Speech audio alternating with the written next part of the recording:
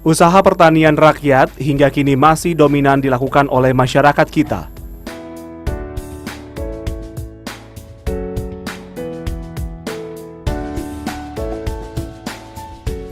Sebagai negara agraris, sebagian besar masyarakatnya adalah petani.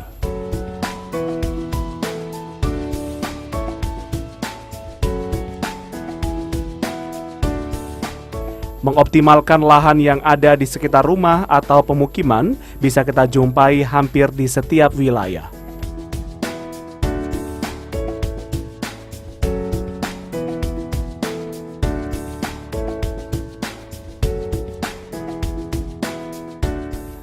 Salah satu wilayah yang potensial untuk dikembangkan di Sumatera Selatan sebagai basis pertanian dan perkebunan rakyat adalah Kabupaten Banyuasin.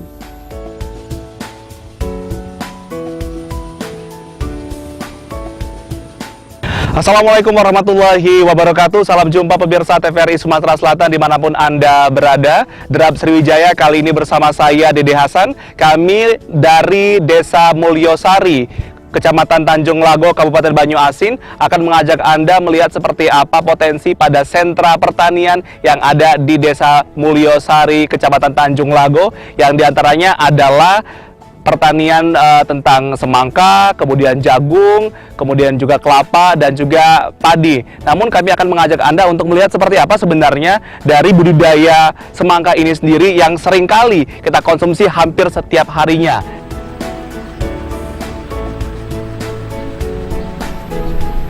Kecamatan Tanjung Lago, Kabupaten Banyuasin merupakan wilayah yang kaya dengan potensi pertanian.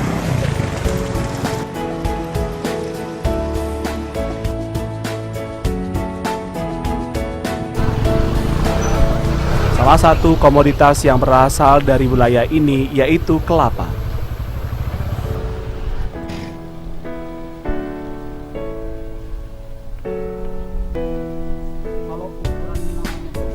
Kelapa yang dihasilkan para petani Tanjung Lago sebagian dijual dalam bentuk aslinya.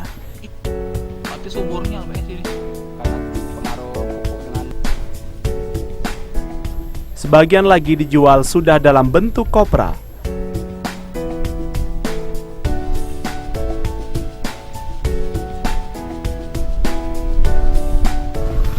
Sementara batok kelapa dijadikan sebagai bahan pembuat arang yang juga bagus dalam sisi pemasaran.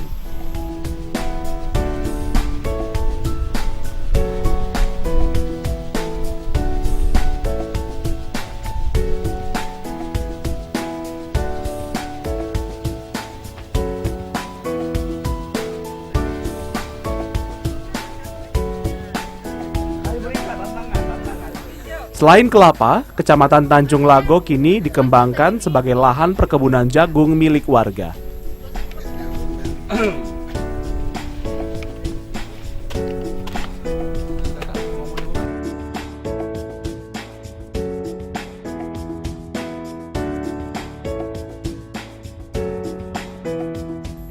Jenis jagung yang dikembangkan di wilayah ini adalah jagung hibrida.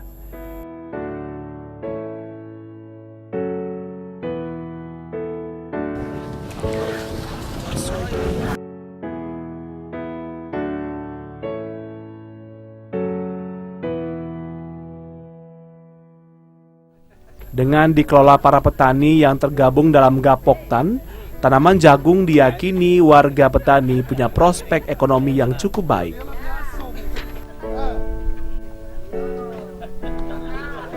Ayo Burika kan ruang lapangan Burika ini. Tes dulu. Oke. Salah seorang petani yang berhasil membudidayakan jagung hibrida adalah Tukijo, Ketua Gapoktan Desa Banyu Urip, Kabupaten Banyuasin.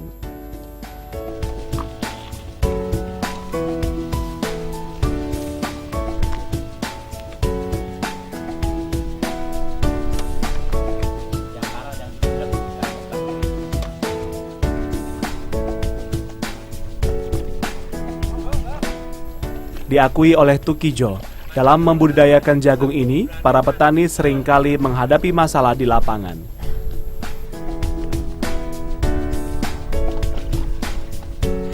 Baik pemirsa, bukan hanya semangka menjadi komoditi unggulan bagi Desa Mulyosari, Kecamatan Tanjung Lago, Banyuasin. Namun juga ada padi, kemudian juga ada kelapa. Nah, kali ini saya berada di perkebunan jagung yang begitu sangat luas, terhampar hijau, dan sudah ada para petani yang saat ini sedang membersihkan dari lahan jagung. Ada Bapak, selamat sore Pak.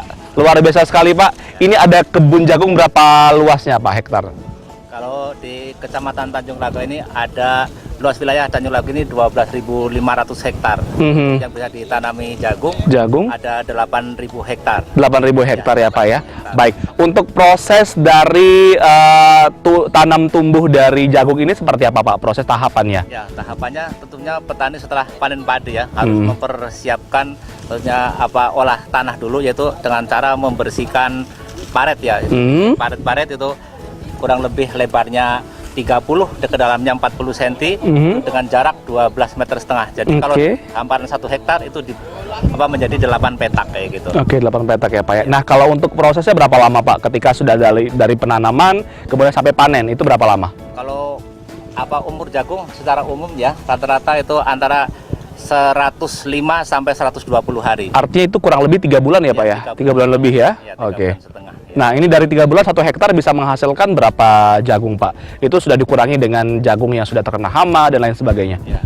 Kalau secara umum ya untuk di wilayah Kecamatan Tanjung Lago di Desa Mulyosari ini rata-rata produksi sekitar 6 sampai 8 ton. 8 ton 1 hektarnya Pak ya? 1 hektar. Cukup banyak juga ya Pak ya. Nah, kalau untuk kendala dari budidaya ataupun juga perkembangan jagung ini apa saja Pak kendalanya? Kalau kendala ya untuk saat ini sebenarnya tidak begitu bermasalah banget, tapi yang di kita ini hanya masalah waktu saja. Karena cuaca yang ekstrim ini kan berubah-ubah. Jadi kita mau tanam ini masih betul ini kekeringan dan curah hujan yang tidak menentu. Tapi petani kita sudah biasa ya dengan tanaman jagung seperti itu. Jadi kami sudah musyawarah dengan para kelompok tani semuanya, itu kita tentukan biasanya yang lebih bagus itu tanam antara bulan 5 tanggal 20 gitu sudah. Setiap bulan 5 tanggal 20 seperti itu ya Pak ya. Terima kasih untuk Bapak, selamat bekerja kembali ya Pak ya. Semoga dari panen untuk jagung di Desa Mulyosari ini akan bisa banyak ya Pak ya, dan juga akan bisa menopang perekonomian bagi masyarakat sekitar. Amin.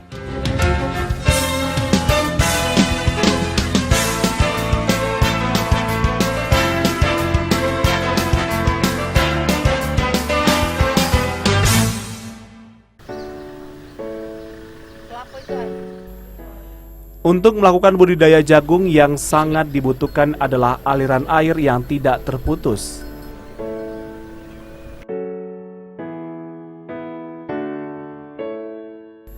Dari sisi pemasaran, budidaya jagung hibrida juga cukup menjanjikan.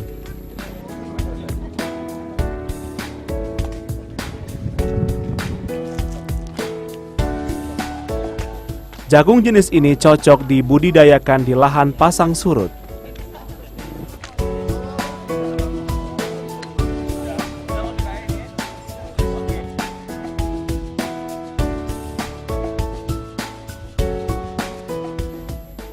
Meskipun mempunyai prospek ekonomi yang baik, namun dalam budidaya jagung hibrida, para petani juga mengeluhkan adanya serangan hama seperti ulat.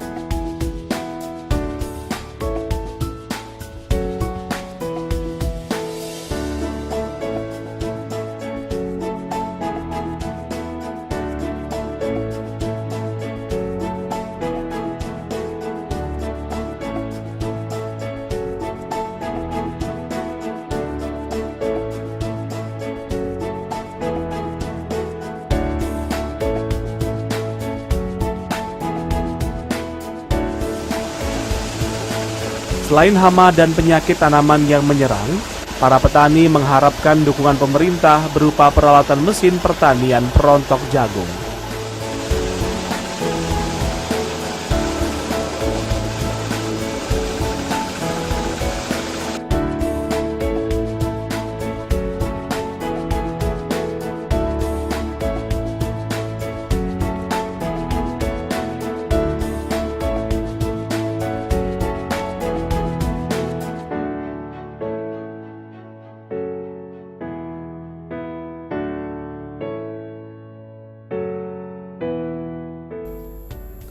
Dengan dukungan peralatan mesin ini, petani mampu menghemat tenaga, waktu, dan biaya.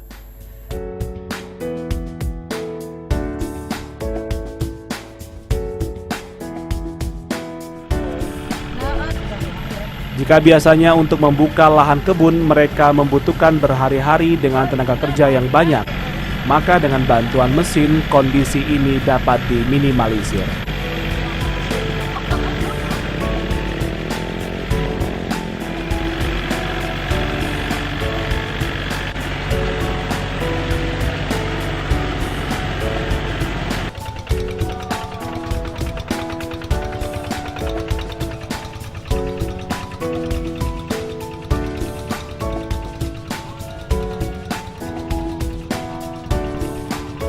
Alat yang sudah diberikan oleh BPTP kepada kami sangat membantu dan sangat bersyukur kami bahwa alat ini lebih cepat dan lebih bersih gitu ke cara memanennya.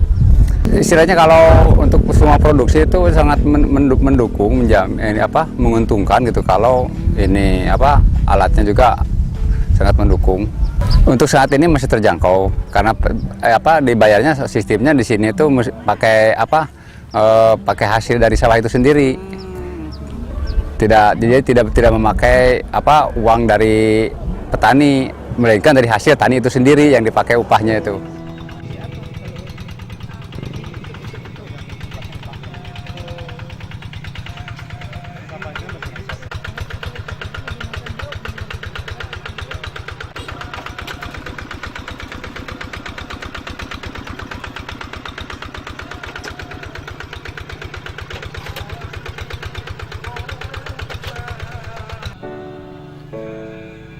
Lokasi Kecamatan Tanjung Lago, Kabupaten Banyuasin merupakan wilayah yang sangat potensial untuk dikembangkan dalam bidang pertanian.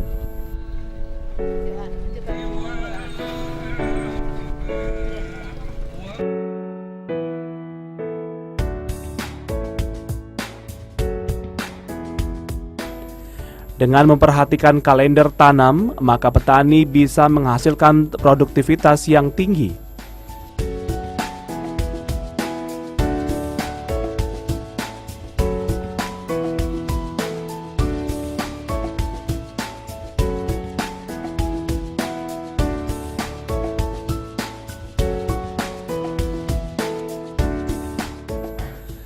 Untuk meningkatkan produktivitas para petani, pemanfaatan teknologi pertanian melalui peralatan mesin menjadi faktor pendukung yang sangat penting.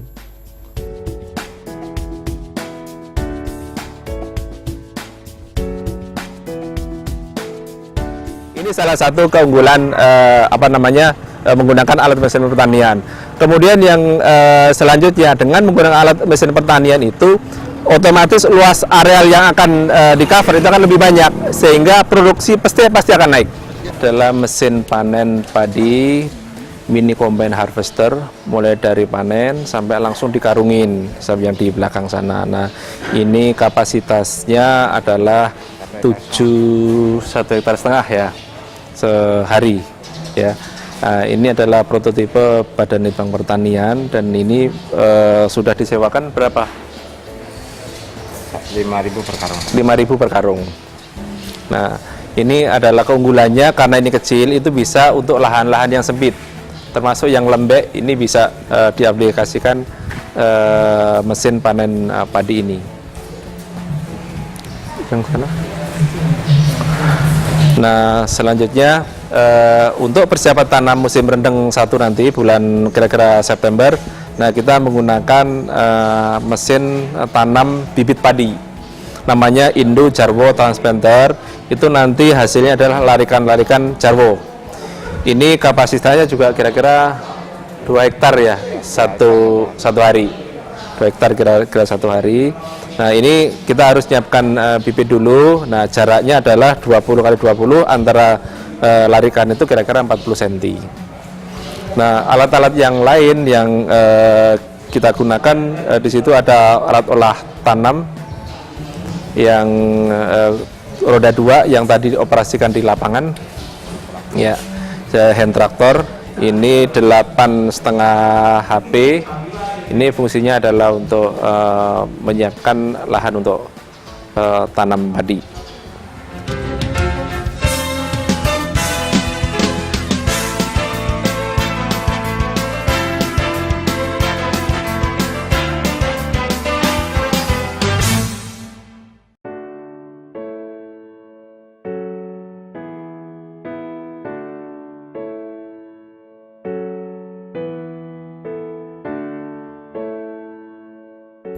Selain jagung, masyarakat petani di Tanjung Lago juga memanfaatkan lahan yang dimiliki dengan budidaya semangka.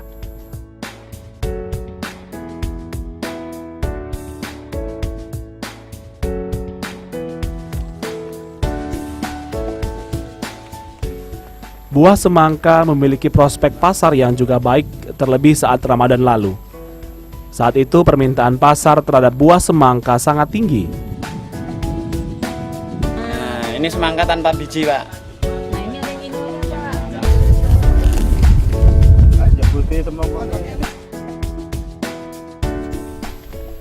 Salah seorang petani yang membudidayakan semangka di Desa Mulyasari, Kecamatan Tanjung Lago, Banyuasin, yaitu Sadikun. Saat ini saya berada di persawahan, bukan persawahan tapi pemirsa, ini merupakan tempat budidaya dari semangka. Langsung kami akan mengajak Anda berbicara dan juga berbincang bersama para petani yang saat ini sedang asik-asiknya melakukan pembersihan tempat dari budidaya semangka. Selamat pagi Bapak, apa kabar Pak? Siapa namanya Pak? Ya, saya Sadikun. Pak Sadikun. Pak Sadikun, kalau melihat dari semangka ini kan bisa dibilang merupakan salah satu potensi yang bisa dikembangkan ya Pak Sadikun ya. Kalau untuk produksinya Pak, setiap bulannya ada berapa semangka Pak ya bisa dihasilkan? Setiap bulannya bisa sampai 20 ton kita keluarkan. Cukup banyak ya Pak ya. Kalau kita melihat ini Pak, kalau dari semangka ini kan bisa dibilang ini cukup bulat dan juga sudah besar. Ini sudah bisa dipanen atau masih perlu waktu lagi Pak? Ini masih perlu waktu, Mas. Masalahnya ini kitanya masih besar. Kalau ini sudah mengecil, terus bisa kita tepak. Nah, kalau getarannya terlalu gembur, ini berarti sudah cukup matang gitu. Cukup matang ya. Tapi kalau masih ting kayak gitu kata, ini belum. Belum ada ya Pak ya. Berarti melihatnya dari kondisi ini, oke. Ini dia mulai mengecil. Mulai mengecil. Seperti lingkaran-lingkaran kayak gitu.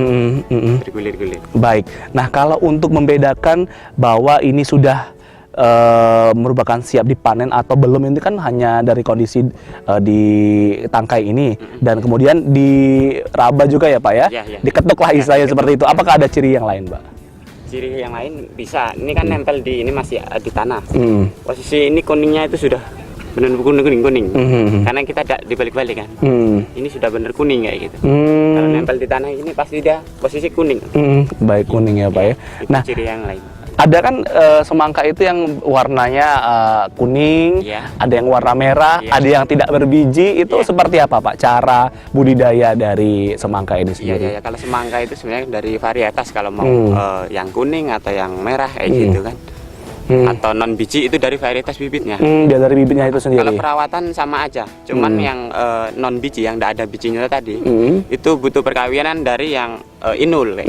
Dari semangka yang inul ya. Semangka yang inul kita butuh serbuk sari itu untuk perkawinan non biji tadi. Baik. Nah, kalau untuk semangka ini sendiri Pak, kalau dijualnya ke pasarnya ini lebih murah dijual langsung di tempat atau justru di tempat keramaian seperti itu? Yang jelas lebih mahal untuk di keramaian. Kalau di petani ya masih ukuran harga pasar. Berarti saya bisa dapat lebih murah ya Pak ya? Iya. Baik. Nah, kalau untuk semangka ini sendiri Pak, ada kesulitan apa mungkin yang selalu dihadapi dan seperti apa harapannya? Kita ada satu ini penyakitnya yang memang benar-benar susah Mas. Ini si sungut ini kadang dia mengkerut gitu ya. Yang bagian ternyata di dalam ini ada sejenis kutu loncat gitu. Nah, itu kita belum temukan itu apa insektisidanya kayak gitu. Dan cukup kesulitan ya Pak ya? Iya, sangat mengganggu ya. Iya. Baik. Sejauh ini bagaimana cara mengatasinya? Kita pakai insektisida biasa aja, yang biasa, Paton kayak gitu kan, dari Bayer gitu. Bayer. Dan itu pun bisa bereaksi Pak? Iya, karena kalau ini berhenti otomatis buahnya juga nggak bisa besar. Susah juga ya Pak ya.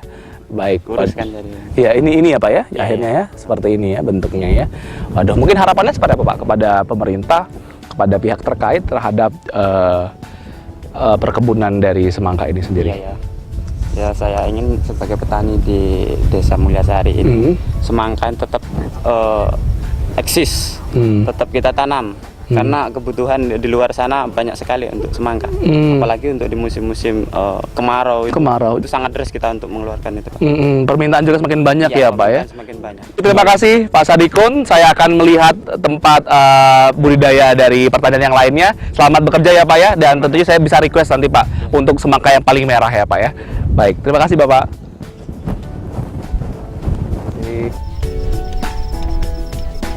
Masih banyak potensi pertanian lainnya yang bisa dikembangkan di Kecamatan Tanjung Lago, Kabupaten Banyuasin ini.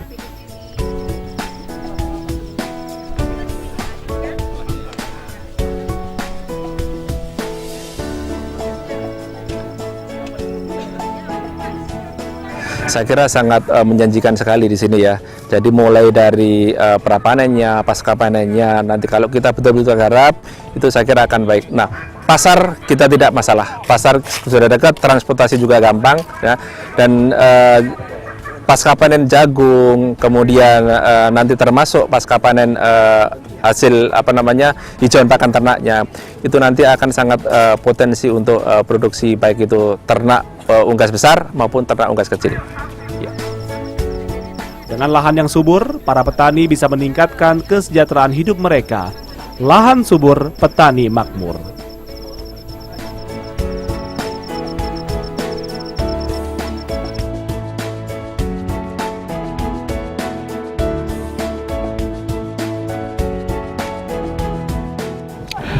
Baik pemirsa, demikian Derap Sriwijaya dari Desa Mulyasari, Kecamatan Tanjung Lago, Kabupaten Banyuasin dengan komoditi unggulan yaitu semangka, kemudian jagung, padi dan juga kelapa yang tentunya akan menunjang dari pertumbuhan perekonomian bagi masyarakat sekitar. Saya Dede Hasan, sampai jumpa pada Derap Sriwijaya lainnya. Wassalamualaikum warahmatullahi wabarakatuh.